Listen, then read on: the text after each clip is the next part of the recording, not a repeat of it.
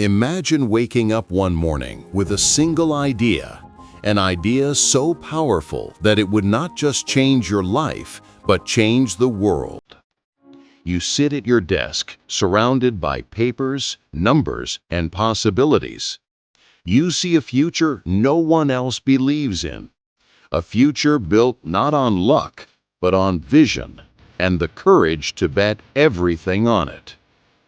Now, imagine telling your boss, one of the most powerful men on Wall Street, that you're quitting your high-paying job to sell books on this new thing called the Internet. People think you've lost your mind. Investors laugh at you. Friends worry about you. Nobody sees what you see, but you believe. And that single decision will one day create the world's most customer-obsessed company. A company that will deliver books, electronics, clothes, food, TVs, even rockets. This is the untold rise of Jeff Bezos. A story of risk, obsession, relentless innovation, and the belief that the future always belongs to those who dare. Before the story begins, if you enjoy inspiring success stories like this, make sure to follow, like, and subscribe. Your support helps us bring you more powerful audiobook-style content. Now, let the journey begin. Chapter 1. The Boy Who Asked Big Questions. Jeffrey Preston Bezos was born on January 12, 1964, in Albuquerque, New Mexico. But even before he turned 1 year old, his life had already taken an unexpected turn. His biological father left. A young single mother, Jacqueline, was suddenly responsible for raising a child on her own while still a teenager. Most people would break under the pressure. But Jacqueline wasn't most people. She was resilient, determined, fearless. When Jeff was 4, she married a Cuban immigrant, Miguel Bezos, who adopted Jeff and gave him the last name the world now knows. From childhood, Jeff was different. He wasn't interested in toys. He wanted to know how toys worked. If he didn't understand something, he would take it apart. If he couldn't get answers, he would create his own. He once turned the family garage into a mini laboratory. He built electrical gadgets, mechanical devices, and even tried to create a homemade alarm system to keep his siblings out of his room. While other kids played outside, Jeff stared into the sky, dreaming about space. He once told his grandfather that humanity needed to build thousands of satellites so people could live beyond Earth. He was a child, but his vision was cosmic. Chapter 2. Lessons from a Grandfather. Growing up, Jeff spent summers on his grandfather's ranch in Texas. His grandfather, Lawrence Preston Geese, was a former NASA engineer. But more important than his career was his philosophy. Jeff, if something is broken, you don't complain. You don't wait. You fix it yourself. This simple idea would become the foundation of Amazon. On the ranch, Jeff learned grit. He learned how to solve problems without resources. He learned patience, discipline, and the profound importance of thinking long-term. Years later, Jeff would say, "My grandfather taught me not to fear hard work or failure. He taught me to stay stubborn on vision, but flexible on details." These lessons stayed with him forever. Chapter 3. Princeton, NASA Dreams, and a New Obsession. Jeff Bezos went to Princeton University intending to become a physicist. He dreamed of joining NASA or pushing humanity deeper into space. But something surprising happened. Jeff discovered that while he was great at physics, there were people who were geniuses in the subject. He didn't want to be average in a field where others were exceptional. So he shifted. He moved from physics to computer science and electrical engineering, a decision that would silently shape his future empire. After Princeton, Jeff entered the world of finance and technology, and soon he became one of the youngest vice presidents on Wall Street. He had money, he had status, he had a comfortable life. But deep inside, Jeff felt something was missing. He didn't want to live someone else's dream. He wanted to build something of his own. Chapter 4: A 1994 report that changed everything. In 1994, Jeff read a report that would alter the trajectory of his life. Internet usage is growing at 2,300% per year. To most people, this was just a number. To Jeff, it was a revelation. He saw the opportunity of a lifetime, a wave of innovation, bigger than personal computers, bigger than electricity, bigger than anything humans had ever experienced. He asked himself a question that would become legendary. What would people buy on the internet? He wrote down 20 possibilities, from CDs to clothing to electronics. But one stood out: books. Because there were millions of titles, far more than any physical bookstore could ever stock. In that moment, Jeff Bezos realized he had found it, his idea. Chapter 5: The decision that shocked Wall Street.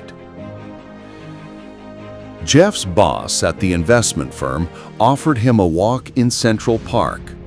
He knew something was coming. Jeff told him, "I want to quit and start an online bookstore." His boss stopped walking. He stared at Jeff. "You're about to walk away from the best job you'll ever have to sell books online?"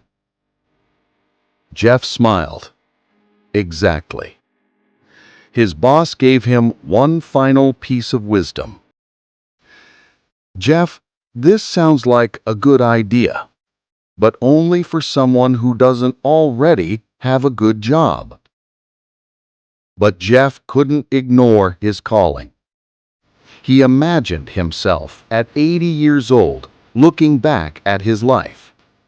Would he regret trying and failing? No. But he would regret not trying at all. That was enough. He quit. Chapter 6: The Garage, the Door Desk, and Day 1. Jeff and his wife Mackenzie drove across the country to Seattle. He wrote the Amazon business plan using a laptop, while Mackenzie drove the car. In Seattle, they rented a small house. The garage became the office. Jeff built desks out of cheap wooden doors because real desks were too expensive. The first employees used extension cords, old computers, and a bell that rang every time a customer placed an order. One day, the bell rang so frequently that Jeff had to turn it off. Amazon had launched. The early days were chaotic. Packages were packed by hand. Jeff drove them himself to the post office. But slowly, orders grew. Customers loved the service. Publishers started noticing. Investors stopped laughing. Amazon was no longer a dream. It was a revolution. Chapter 7: The world begins to change. Amazon grew from books to music to DVDs to everything. Jeff insisted on fast shipping, customer obsession, and constant innovation. He once said, "We are willing to be misunderstood for long periods of time." People mocked him. They said Amazon would fail. They said it would never make money. They said online retail would never replace physical stores. Jeff ignored them all. He cared only about two things. 1. Make the customer happy. 2.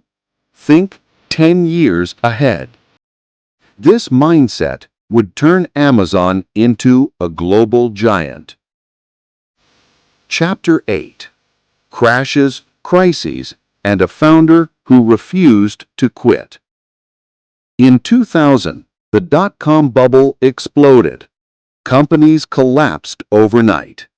Amazon stock fell by 90%. Employees panicked.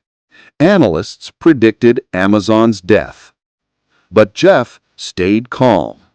He reminded everyone, "We are still in day one. Day two is stasis, followed by irrelevance, followed by extinction. We will never reach day two." He cut costs, innovated faster, and doubled down on customer obsession. Slowly, Amazon survived, and then it thrived. Chapter 9. Prime, Cloud, Music, Grocery, Everything. Amazon Prime, Amazon Web Services, Kindle, Alexa, Whole Foods, Prime Video. Each one was laughed at. Each one became a billion-dollar business. AWS alone would one day become more profitable than Amazon's retail operations. Jeff Bezos wasn't building a company. He was building an ecosystem. He once said, "If you want to invent, you must be willing to be misunderstood." Amazon proved this again and again. Chapter 10. The Man Who Still Dreams of Space. Despite becoming one of the richest people in the world, Jeff never forgot his childhood dream. In 2000, he founded Blue Origin, a company dedicated to the future of space travel. Why? Because Jeff believes humanity must one day live beyond Earth. Earth is the best planet in the solar system, but we won't always have it. We must protect it by expanding into space. Amazon was his business, but space was his passion. Chapter 11. The Success Formula. Jeff Bezos' rise wasn't luck. It wasn't timing. It was built on 5 core principles. 1. Customer obsession. Focus on the customer, not the competitor. 2. Long-term thinking. Think in decades, not quarters. 3. Innovation before profit. Money follows ideas, not the other way around. 4. A willingness to fail. If you're not failing, you're not inventing enough. 5. Day one mindset. Always stay hungry. Always stay curious. Always believe the future can be bigger. The message to the listener. If this story inspired you, if it made you think about your dreams, if it reminded you that big ideas start with small steps, make sure to like, share, and subscribe.